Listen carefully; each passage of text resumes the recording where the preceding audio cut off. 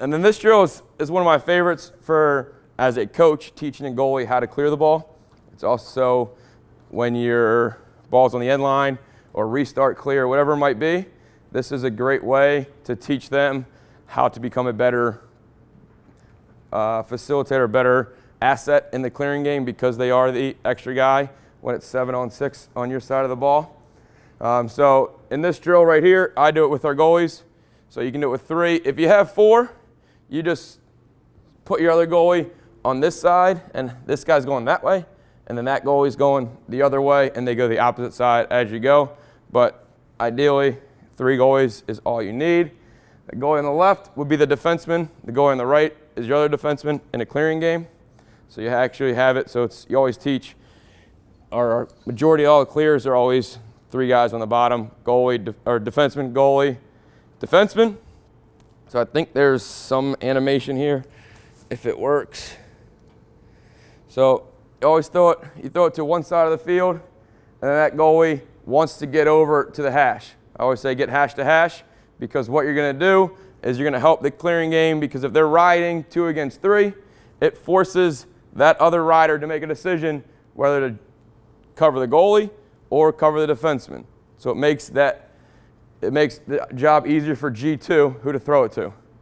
By goalie number 1 coming over, it forces that attackman that's probably split into 2. He's got to make a decision. So it's nice that it teaches them the aspect of, okay, it's 3-on-2. I want to get over and follow, get to that hash mark to help out the goalie.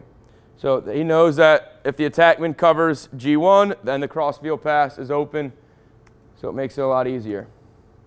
All right, and then once that pass is crossed or thrown to the next defender, that goalie's job is to get to the next hash again to work to make it harder on the attackman as well.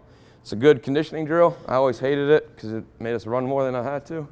But some of the key things that you should learn and teach is, since I'm right-handed and my defensemen are on my right side of the field, I never want to turn my back and catch it here and then bring it in front, because the attackman could jump you and you can't get a pass off. So when I throw it to that right side, I look back, I get over, my stick's protected to the end line, goalie, goalie, goalie, I'm open, I get it, I look upfield, no one's open, I check down to that defender, and then I hustle over that hash and I turn my body right away. So I look upfield, I know who's open if I had to catch it, and I say goalie, goalie, goalie, and I catch it across my face. Rather than catching it here, turning and bringing, exposing it, or catching it this way, turning your back, you don't know what's happening, and then looking at field again. For that split second, they could press down right away, or you missed your guy that's open, because clearing game's all about timing. When you work to get everybody on one side of the field, then quickly redirect it to the other to get out, that is the goalie's job, is to recognize where that extra guy is on the field at all times. So a lot of younger goalies don't understand the fact of catching it here, bringing it in front of this, takes a little while, and it also exposes your stick to the riding attackman.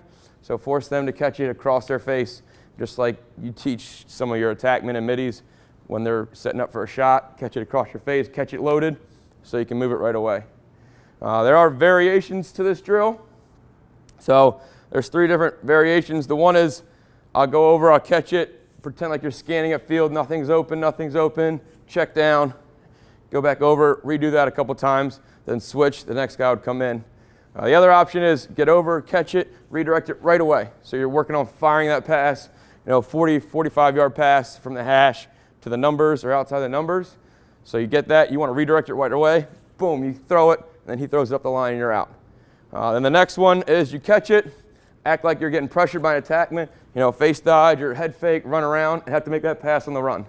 So there's different variations that you're going to get under in a game or a clearing game. So focus on them in the practice facility or the practice time that you have with this monkey in the middle drill. So it's a little confusing. The younger guys tend to not pick up on the importance as much. They just think they're going to run back and forth and play and catch.